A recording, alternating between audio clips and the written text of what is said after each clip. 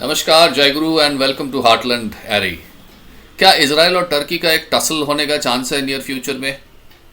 इसको एग्जामिन करने से पहले या इसको लेके बात करने से पहले और इसको समझने से पहले हेडलाइंस जो निकले हैं डिफरेंट मिडल ईस्टर्न मीडिया से, उसको थोड़ा सा देख लेते हैं। New Arab and European conservative ये दोनों बोल रहे हैं कि Israel must prepare for a war with Turkey. Jerusalem post कह रहा है कि एर्दोगान का जो पॉलिसी है सीरिया में, उसका पॉलिसी की वजह से टर्की और इसराइल का एक कॉन्फ्रंटेशन का चांस इंक्रीज होते जा रहा है। बट बहुत इंटरेस्टिंग है, ये मिडल ईस्टर्न आई बोल के एक न्यूज़ मीडिया है, वो रिपोर्ट कर रहे हैं कि Turkey backed Syria, it's very interesting. हाँ, Turkey backed Syria may be a bigger threat than Iran. Iran जितना थ्रेट है इसराइल के लिए, उससे भी कहीं ज़्यादा थ्रेट है टर्की बैक्ड सीरिया। ये कई इसराइल का कोई गवर्नमेंट पैनल ने शायद बताया है और इसको लेके मिडल ईस्टर्न आई ने न्यूज़ बनाया है। ये हेडलाइन स्पेशली है, लास्ट वाला तो इंटरेस्टिंग है। तो जैसे हम हार्टलैंड एरी में करते हैं, थोड़ा सा बिग पिक्चर व्यू हम लोग पसंद करते हैं, बिग पिक्चर व्यू देखना भी पसंद करते हैं, बिग पिक्चर व्यू शेयर करना भी पसंद करते हैं। तो इसको लेकर बिग पिक्चर के समझने के लिए थोड़ा सा बैकग्राउंड चेक कर लेते हैं। देखिए, अंकल ने आज से करीब 20 साल पहले सडनली ये डिसाइड किया था कि इराक में वेपन्स ऑफ मास डिस्ट्रक्शन है, so it needs to be destroyed. और इसी चक्कर में इराक में इन्वेट कर दिया, वहाँ से सद्दाम हुसैन को हटाया, फिर बाद में सद्दाम हुसैन को मार दिया। और इस चक्कर में अंकल ने और भी क्या किया, जो बाथ पार्टी, जो बाथ एलीट था, जो इराक का जो पावर स्ट्रक्चर जो कंट्रोल करते थे, उसको भी डिस्ट्रॉय कर दिया था। तो ये जो इराक को जो कोहेसिव एक यूनिट के तरफ से जो होल्ड करके रखते थे बाथ पार्टी, उसको पूरा डिस्ट्रॉय कर दिया और वहाँ पे वैक्यूम तैयार कर दिया, पॉलिटिकल वैक्यूम, भयंकर पॉलिटिकल वैक्यूम तैयार कर दिया। आप कुछ ऐसा सोचिए, आज के दिन में पाकिस्तान का जो पावर स्ट्रक्चर है या पाकिस्तान का दूसरा और स्ट्रक्चर्स भी, इसको ना जो भी है, अच्छा है, खराब है, इकोनॉमिक हालत खराब है, वो सब छोड़ के भी जो जिस शेप में है उसको वैसे रखने के लिए बहुत इंपॉर्टेंट 90% बोल सकते हैं रोल प्ले करता है पाकिस्तान आर्मी, डिफेंस का जो इतना भी कमर्शियल एस्टैब्लिशमेंट है, सब कुछ। अब अगर मान लीजिए कोई जाके ये पूरा जो पंजाबी डोमिनेटेड पाकिस्तान आर्मी और पाकिस्तान डिफेंस और पाकिस्तान का जो डिफेंस कमर्शियल एस्टैब्लिशमेंट है, इसको पूरा अगर डिस्ट्रॉय कर देते हैं, तो वहाँ पे बचेगा क्या? कुछ नहीं। एक सडन पावर वैक्यूम हो जाएगा और जिसको जहाँ से जो मिला वो ले लेंगे। तो इराक में बिल्कुल वैसे तैयार कर दिया था। बाथ पार्टी को डिस्ट्रॉय किया, बाथ एलिट को डिस्ट्रॉय किया, करके एक वैक्यूम बना दिया। और वैक्यूम में एक वायलेंट शिया और सुन्नी का प्रोट्रैक्टेड सिविल वॉर चालू हो गया। शिया लोग ईरान से सपोर्ट लेने लगे, Iran entered into the political equation, Iran आके फिर डोमिनेट कर दिया। दूसरी तरफ से बाथ पार्टी का एलिट लोग भाग गए इराक और सीरिया के बॉर्डर में, एक छोटा छोटा स्ट्रॉन्ग होल्ड्स में जहाँ पे किसी का पहुँच नहीं था, वहाँ पहुँच गए, वहाँ से आईसिस तैयार हुआ। So it was a mess basically, लेकिन आपको थोड़ा आउटलाइन पता है ये इसका।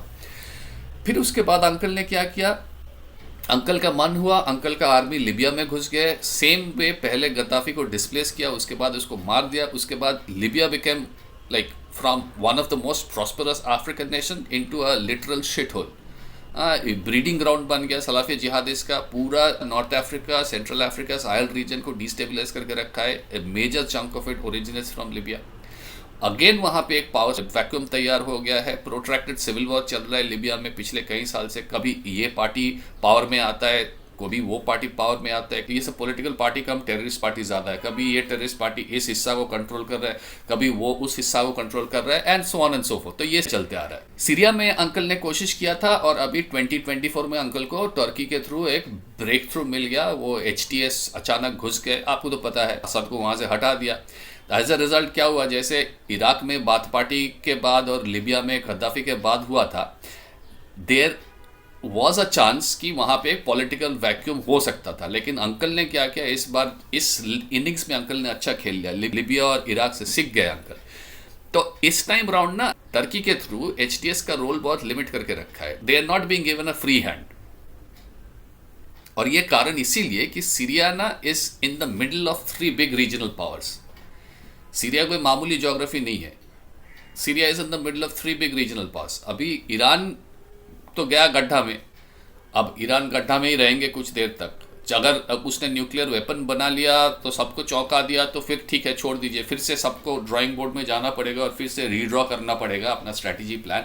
लेकिन फिलहाल के लिए ईरान गड्ढे में है, तो अभी उस रीजन में दो रीजनल पावर है, one is Israel and one is Turkey, और बीच में है सीरिया। तो यहाँ पे वो वैक्यूम तैयार करने का या वैक्यूम होने देने का चांसेस नहीं है। इंटरेस्टिंगली कद्दाफी ने कहा था कि, and I am going to share the link, या तो डिस्क्रिप्शन में दे देंगे या तो कमेंट्स में दे देंगे, और वीडियो आप देख लेना, वहाँ पे इंग्लिश सबटाइटल्स आते हैं, कि their plan is to remove Lebanon and Syria so that the borders of so-called Israel are with Turkey rather than with Arab countries. You will see this achieved, if not in our era, then in our children's era. Syria will become 5 smaller states. कि ये लोग का plan है कि Syria, Lebanon, इधर उधर जो भी कुछ है उसको हटा के इजराइल और टर्की का बॉर्डर ज्वाइन कराना। इजराइल और टर्की के बीच कोई अरब कंट्री नहीं रहेंगे, ये सबको हटा के इजराइल और टर्की का बॉर्डर ज्वाइन कराएंगे। और ये अपने जनरेशन में नहीं सही, हम लोग के जो नेक्स्ट जनरेशन है उसमें आप देख लेंगे सीरिया कम से कम 5 हिस्सों में डिवाइड हो जाएंगे। How is this plan materialising? ये प्लान मटेरियलाइज कैसे हो रहा है? कद्दाफी का ये जो प्रोफेसी था, ये प्लान मटेरियलाइज कैसे हो रहा है? ये 3 तरफ से हो रहा है। इजराइल की तरफ से हो रहा है, कुछ अंकल की तरफ से हो रहा है, कुछ टर्की की तरफ से हो रहा है। तो पहले देख लेते हैं टर्की क्या कर रहा है। और टर्की क्या कर रहा है इसको समझने के लिए let me first read a report from the cradle. Turkey's Foreign Minister Hakan Fidan said on January 6th that Kurdish militias in Syria will soon be driven out of the country and that Ankara will not agree to any policy allowing them to maintain a presence there. Fidan said it was a matter of time before the People's Protection Unit, which is the YPG, gets eliminated, stressing that it must lay down its weapons as soon as possible. तो Turkey का पहला opening gambit आया है, Turkey focus करना शुरू कर दिए है कर्ड्स के ऊपर जो कि नॉर्थ ईस्टर्न सीरिया में है। यहाँ पे क्या है, ये Turkey northern parts of Syria को इलीगली ऑक्यूपाई करके रखे हैं 2017 से कर्ड्स के ऊपर नज़र रखने के लिए। और ये जो इलीगल ऑक्यूपेशन टर्की करके रखा है, ये इलीगल क्योंकि खुद तो आर्मी नहीं भेज सकते टर्की, तो प्रॉक्सी के थ्रू इसको ऑक्यूपाई करके रखना है। तो ये प्रॉक्सी जो था टर्की का, इसका नाम रखा है टर्की ने सीरियन नेशनल आर्मी या SNA। अब SNA है क्या? SNA is basically a mix of terrorist group, Jaish al Islam, Ahrar al Sham, उनके साथ आइसिस का बहुत सारा फाइटर्स, ये सब मिल मुला के SNA का जो कमांड स्ट्रक्चर और जो आर्मी स्ट्रक्चर जो भी बनाया है, ये एक बना के सीरियन नेशनल आर्मी के थ्रू 2017 से पॉकेट्स ऑफ नॉर्दर्न सीरिया को कंट्रोल करते आ रहे हैं। बेसिक आइडिया क्या है? कंट्रोल करना उतना नहीं, बेसिकली वो सीरिया का जो इमिग्रेशन था उसके ऊपर एक कंट्रोल रखना कि किसको आने दिया जाए, किसको नहीं आने दिया जाए, किसको ऊपर यूरोप में भेजा जाए, किसको नहीं भेजा जाए। That is one. And second thing was curds के ऊपर कंट्रोल। तो इस क्रेडल रिपोर्ट से ये पता चल रहा है कि सीरिया वाला वीडियो में मैंने जैसे कहा था कि इस सीरिया का जो ये जो केओस हुआ उसमें Turkey would be a big winner. तो Turkey is wasting no time and is going ahead कि ये रीजन में स्ट्रेटेजिक इन्फ्लुएंस बनाना है। कम से कम ये जो टर्की का एडजॉइनिंग जो रीजन है सीरिया मैप में, which is the Kurdish region, the north and the north east of Syrian region, इसमें अपना इन्फ्लुएंस बनाना है।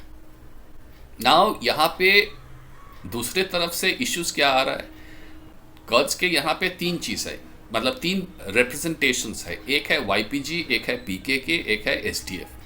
YPG और PKK is the Kurdish political representation और SDF is their military representation. तो आप ये ऐसे कह सकते हो कि YPG and PKK are Kurdish political parties और उसका आर्मी है SDF। अब ये कंट्रोल कर रहे हैं उस नॉर्थ ईस्ट रीजन को, okay, eastern bank of Euphrates river control कर रहा है। और ये YPG, PKK, SDF ये क्रिएट किए थे किसने? ये क्रिएट किए थे अंकल ने। अंकल इसको क्रिएट किए थे 1980s में कहीं पे। और ये अभी ना YPG, PKK, SDF they have been very helpful for uncle, क्योंकि ये सीरिया का जो व्हीट रिच रीजन है, गेहूं मतलब bread basket of Syria, Syria का जो ब्रेड बास्केट है और सीरिया का जो ऑयल रिच रीजन है नॉर्थ ईस्ट सीरिया में, ये लोग कंट्रोल करते हैं और ये लोग अंकल के तरफ से कंट्रोल करते हैं। So the Kurds actually control the bread basket of Syria, the Kurds are actually controlling the oil rich region of Syria. Now Turkey wants to move against them. So what is essentially boiling down now here is that Turkey curds के against अगर move करे तो Turkey अभी uncle के साथ proxy confrontation में जाने का डिसीजन ले रहे हैं. Now whether Turkey wants to completely eliminate the Kurds, ना Turkey wants to defeat them कि यार डिफीट करो लेकिन उसको रख दो, और कैसे रखो कि एचटीएस के कंट्रोल में रखो. टर्की के प्रॉक्सी एचटीएस के कंट्रोल में कर्ड्स ऐसे रखना पसंद करेंगे, या टर्की उसको पूरा खत्म करने का प्लान कर रहे हैं, ये मुझे पता नहीं. बट इतना तो सही है कि टर्की अभी एटलीस्ट अपना ऐसा विल दिखा रहा है कि अंकल के जो प्रॉक्सी है उसके साथ पंगा लेंगे अपना रीजनल एम्बिशन के लिए. तो आप मामला समझ रहे हो.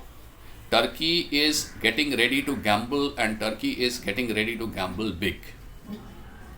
अब इस गैम्बल का क्या होगा पता नहीं, लेकिन अभी इतना ओपन में आ रहा है कि टर्की का ये फोकस है, टर्की का कर्ड्स का फोकस खत्म होने के बाद टर्की साउथ सीरिया में इजराइल के ऊपर फोकस कर सकते हैं.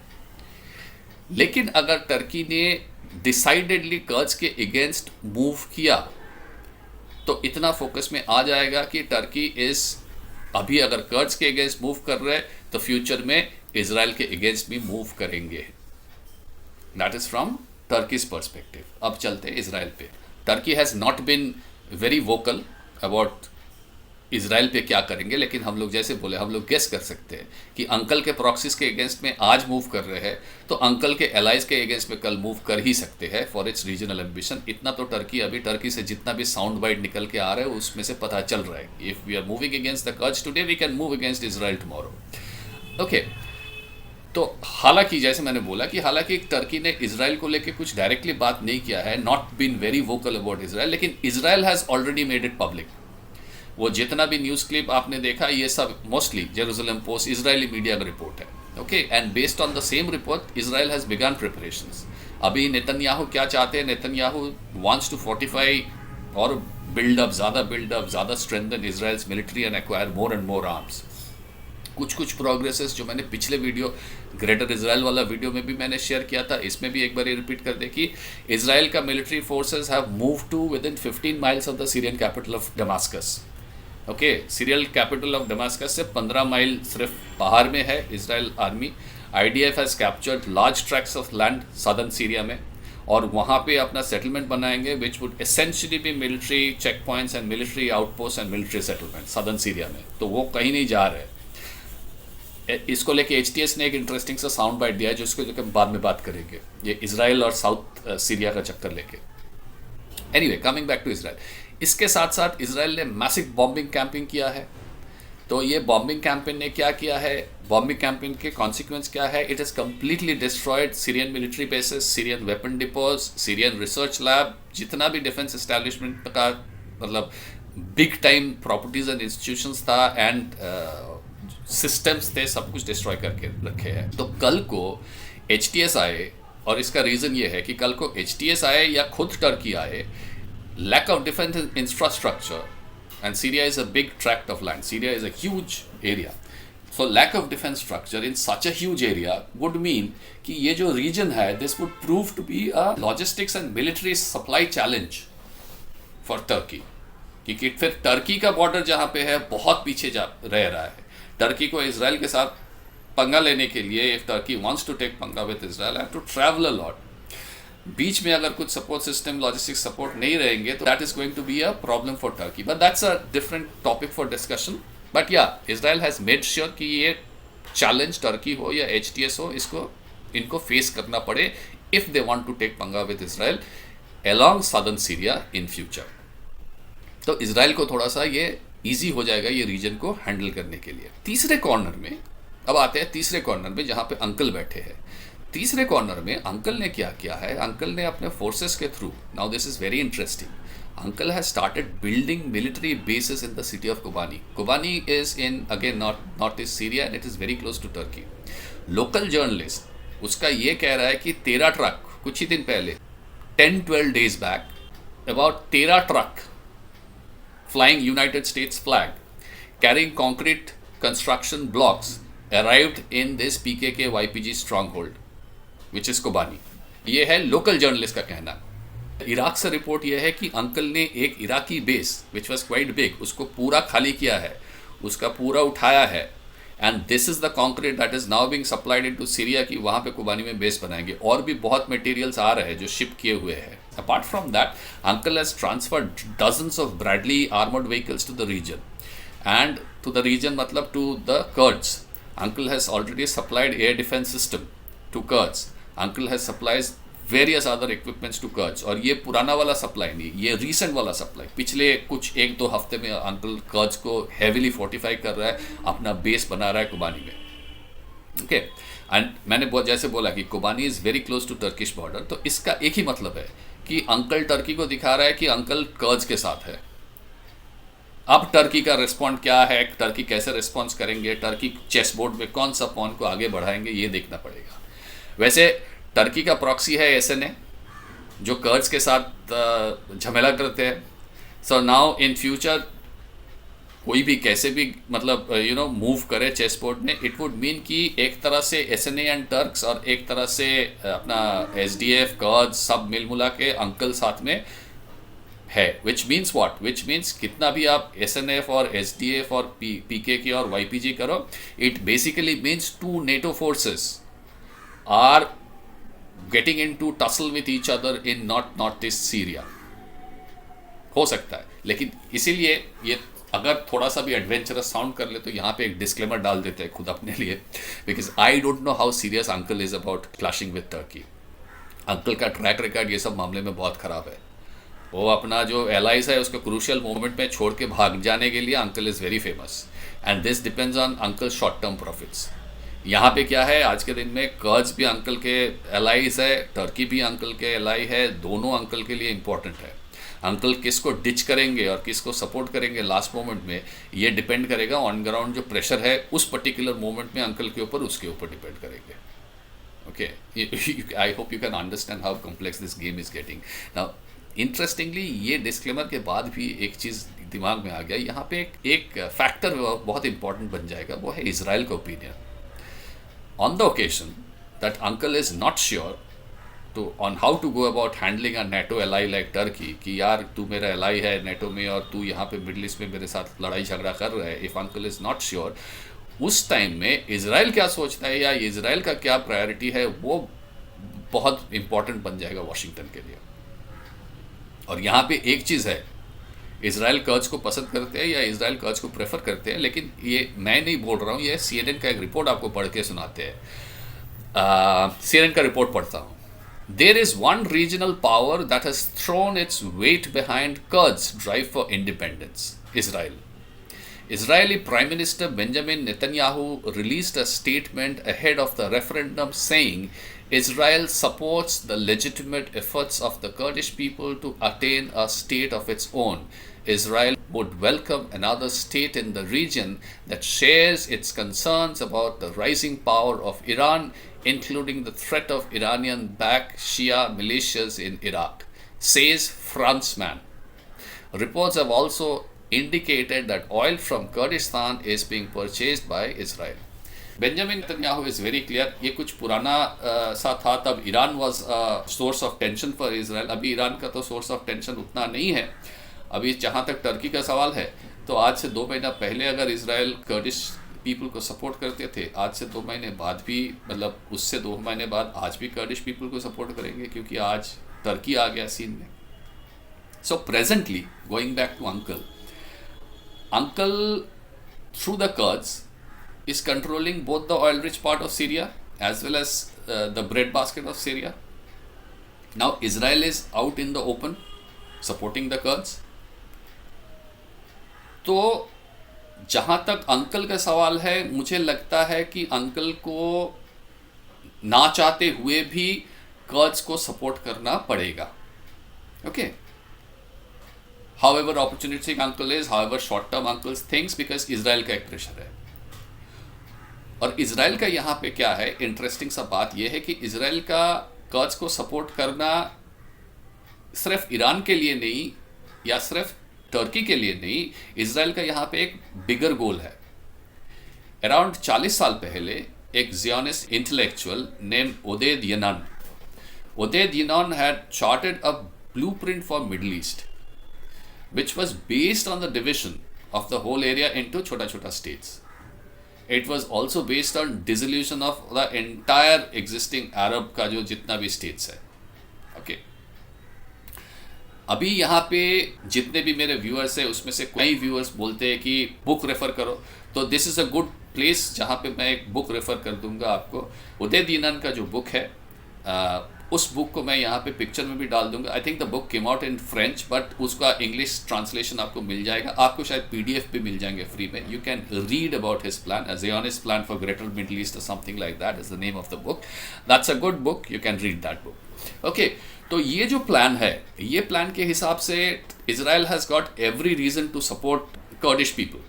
वो ईरान के खिलाफ हो या वो टर्की के खिलाफ हो, इजराइल हैज गॉट रीजन्स. और this Israel's reason of supporting the Kurdish people would force uncle चाहे ना चाहे मेरे को पता नहीं, लेकिन it would force uncle to come in support of the Kurdish people. इसमें एक और इंटरेस्टिंग एंगल है जिसको लेके बोल रहे हैं.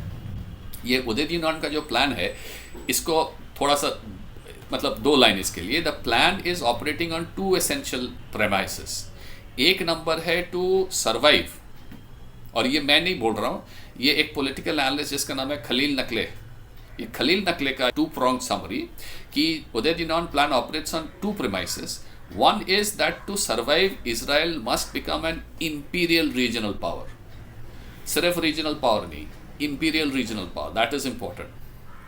And point number 2 is must affect the division of the whole area into small states by dissolution of all existing Arab states. अरब का जो जितना भी एग्जिस्टिंग स्टेट्स है उसको पूरा डिसॉल्व करके छोटा छोटा probably tribe, ethnicity, sect etcetera based state बनाओ, so that you become the single biggest power in that region. और यहाँ पे सर्वाइव करने के लिए, इस रीजन में सर्वाइव करने के लिए, you should not only stay as a regional power, but you should try to become an imperial regional power. ये खलील नकले का एनालिसिस है उदय यनान प्लान का. इंटरेस्टिंग यहाँ पे क्या रहेगा, to see in which way uncle is tilting. Okay, मैंने पहले कह दिया था कि अंकल का तो वो डिच करने का बहुत अच्छा ट्रैक रिकॉर्ड है. हर एक जगह में हर एक को डिच करके अंकल चले जाते हैं शॉर्ट टर्म गेन के ऊपर बेस करके. तो अंकल कर्ज को भी डिच कर सकते थे, लेकिन यहाँ पे एक इंटरेस्टिंग सा एंगल आ जाता है, एक इंटरेस्टिंग सा कैरेक्टर आ जाता है, वो है डोनाल्ड ट्रंप. ये अगर जो बाइडेन होता तो कुछ कहा नहीं जा सकता, लेकिन अगर डोनाल्ड ट्रंप का है तो डोनाल्ड ट्रंप का चक्कर ये है कि डोनाल्ड ट्रंप को नेटो में ज़्यादा इंटरेस्ट नहीं है. तो क्योंकि उसको नेटो में ज़्यादा इंटरेस्ट नहीं है तो उसको टर्की में भी ज़्यादा इंटरेस्ट होना नहीं चाहिए. लेकिन डोनाल्ड ट्रंप को इजराइल में बहुत इंटरेस्ट है. तो इजराइल में इंटरेस्ट है तो chances are Donald Trump is going to listen to Israel. और अगर इजराइल डोनाल्ड ट्रंप को ये इन्फ्लुएंस कर पाए कि भाई कर्डिस्तान को सपोर्ट करो, कर्डिश पीपल को सपोर्ट करो, तो Donald Trump would most probably say yes to that. Because on the other hand, एक तो या तो इजराइल को और कर्डिश लोग को सपोर्ट करो रीजन में, on the other hand NATO को सपोर्ट करो, जो ऐसे ही ट्रंप पसंद नहीं करते हैं. नेटो को तो अनाप शनाप बोल के आ जाते हैं, और ट्रंप आएंगे सोच के नेटो का मेंबर स्टेट भी डर रहे. तो अगर नेटो के साथ ट्रंप का ज़्यादा लव लॉस नहीं है तो टर्की के साथ ट्रंप का ज़्यादा कुछ नहीं रहेगा. So Trump wouldn't mind, my guess is Trump wouldn't mind supporting Israel for the Kurdish issue. Now सुनने में आ रहा है, this is a very interesting point and I must bring this point to you. अगर NATO को Donald Trump disregard करके in the immediate future और in the mid term future Turkey को छोड़ के इजराइल के साथ दे, आई एम स्पेक्युलेटिंग, क्या ऐसा हो सकता है कि इसमें पुतिन का कुछ कंट्रीब्यूशन है to teach Turkey a lesson? Because see, Turkey is a very dicey partner. Turkey is going around kissing the snake and kissing the frog at the same time. वो दोनों तरफ खेल रहे हैं.